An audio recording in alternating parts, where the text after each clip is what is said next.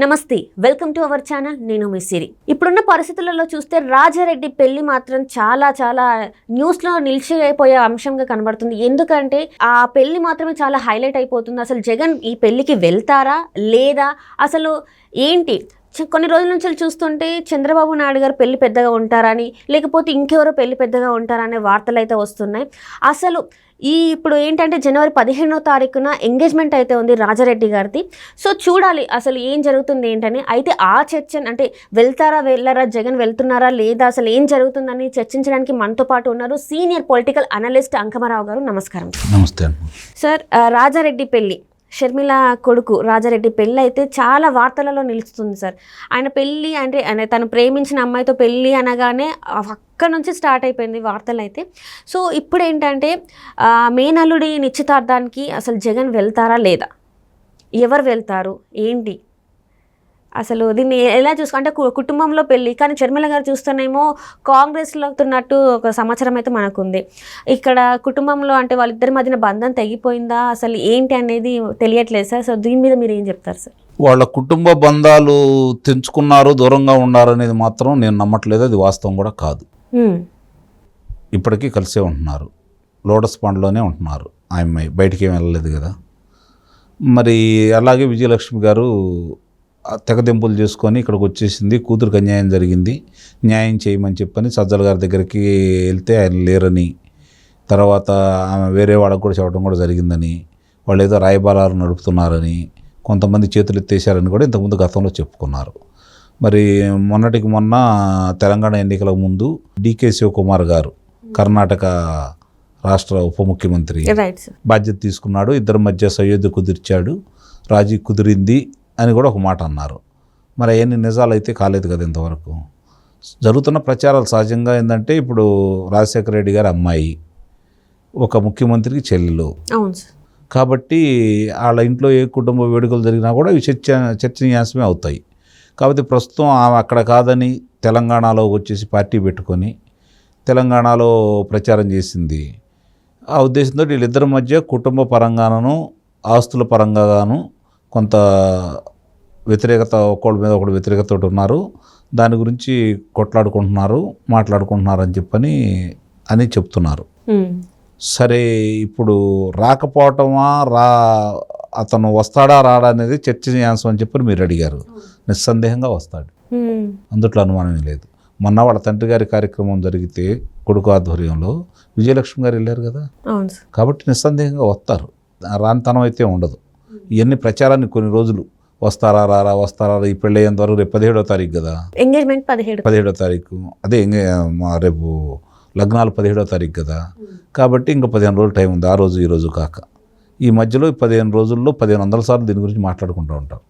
సహజమే అది. అదే సార్, ఇక్కడ ఏంటంటే జగన్మోహన్ రెడ్డి గారు వెళ్ళట్లేదు, భారతి గారు వెళ్తున్నారనే ప్రచారం కూడా జరుగుతుంది. తనకి ఇష్టం లేదు, ఏమంటారు, తన ఆపోజిట్గా చేస్తుంది నాకు అన్ని వర్క్స్ అని చెప్పేసి చాలా జరుగుతున్నాయి సార్ చర్చలు. దానివల్లనే తను రావడం లేదు, భారతి గారు వెళ్తున్నారని ఒక ప్రచారం కూడా జరుగుతుంది. ఇందులో వాస్తవం ఉందంటారా సార్? వైరం భారతి గారితో షర్మిల గారికి, జగన్మోహన్ రెడ్డి గారితో కాదు.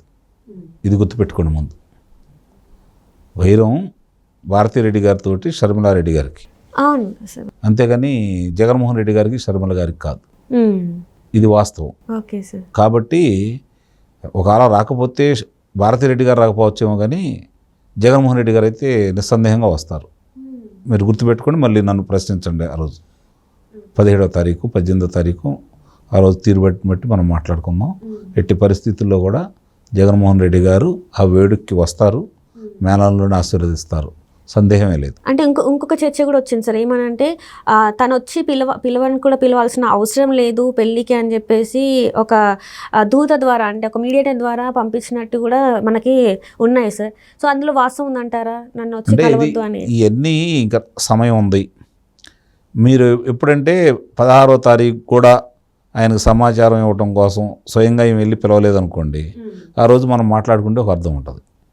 ఇంకా సమయం అయితే ఉంది కదా.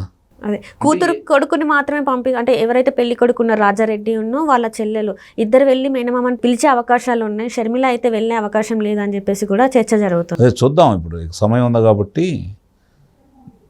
వెళ్తుందనే అనుకుంటున్నాను నేను. షర్మిల గారు ఇంటికి వెళ్ళి అనిల్ గారు, షర్మిల గారు, కుటుంబ సభ్యులందరూ వెళ్ళి విజయమ్మ గారితో సహా వెళ్ళి ఆహ్వానిస్తారని నేను భావిస్తున్నాను. అంటే ఇప్పటి వరకు ఉన్న ఈ ఏదైతే వాళ్ళిద్దరి మధ్యన అయితే బంధం తెగిపోయింది అనుకున్న వాళ్ళకి దీంతోనే క్లారిటీ వచ్చేస్తుంది అంటారా సార్?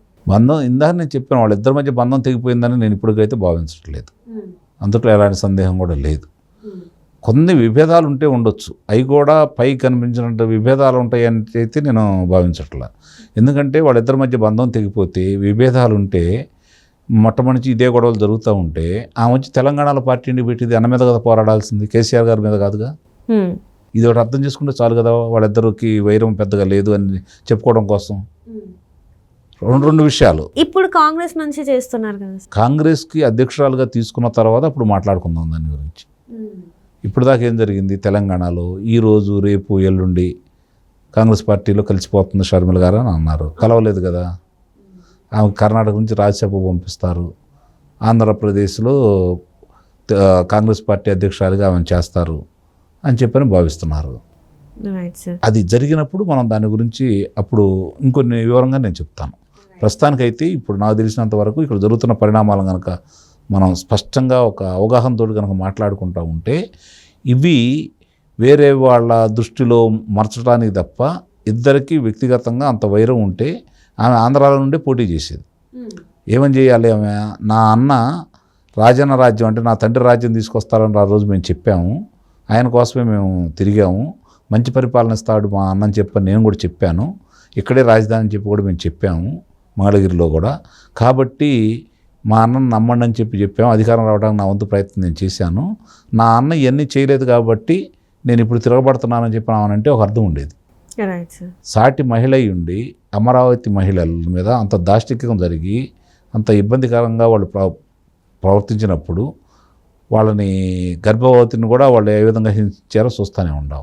మరి ఇంతవరకు తల్లి కానీ కూతురు కానీ అంటే షర్మిల గారు కావచ్చు, విజయలక్ష్మి గారు కావచ్చు, మహిళల గురించి వెళ్ళి కనీసం ఏమన్నా పరామర్శించారా వాళ్ళని? ఈ వరకు లేదు కదా. నిజంగా అన్న మీద వ్యతిరేకత ఉంటే వ్యతిరేక వర్గాలందరినీ కూడగట్టుకోవాలని కోరిక కనుక ఉన్నట్టయితే ఇక్కడికి వచ్చి సంఘీభావం తెలిపి అక్కడి నుంచి శంకారావం పూరించేవాళ్ళు కదా.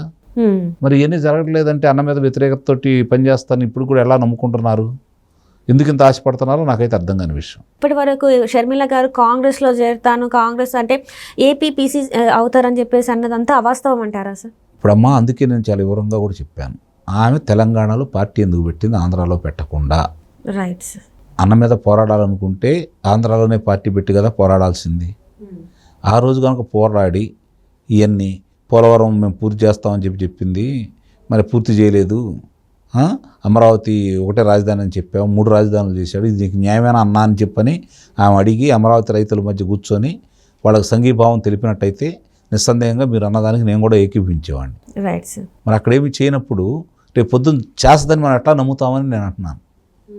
ఇప్పటివరకు చేయని వ్యక్తి 4 సంవత్సరాల 7 నెలల 2 రోజులు అవుతుంది ప్రభుత్వం అధికారంలోకి వచ్చి. ఏం చేసింది?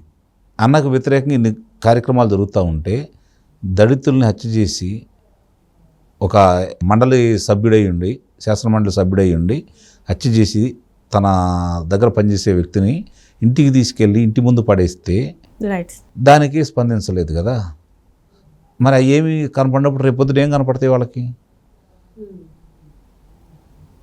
నేను అనేది ఏంటంటే ఇప్పుడు భారతదేశంలో కాదు ప్రపంచంలో కూడా ఇన్ని రోజులు సుదీర్ఘంగా మహిళలు పోరాడుతున్నటువంటి కార్యక్రమం అంటూ ఏదీ లేదు కదా. మరి ఈరోజు మరి 4 సంవత్సరాలు కూడా నిండిపోయినాయి కదా. మరి వాళ్ళకి సంఘీభావం తెలపని ఈమె ఎట్లా రేపు పొద్దున ఏం మాట్లాడుతుంది? ఆ రోజు మాట్లాడితే నిస్సందేహంగా దాని గురించి మళ్ళీ మాట్లాడుకుందాం. ప్రస్తుతానికి ఇవన్నీ ఊహాగానాలని నేను భావిస్తాను.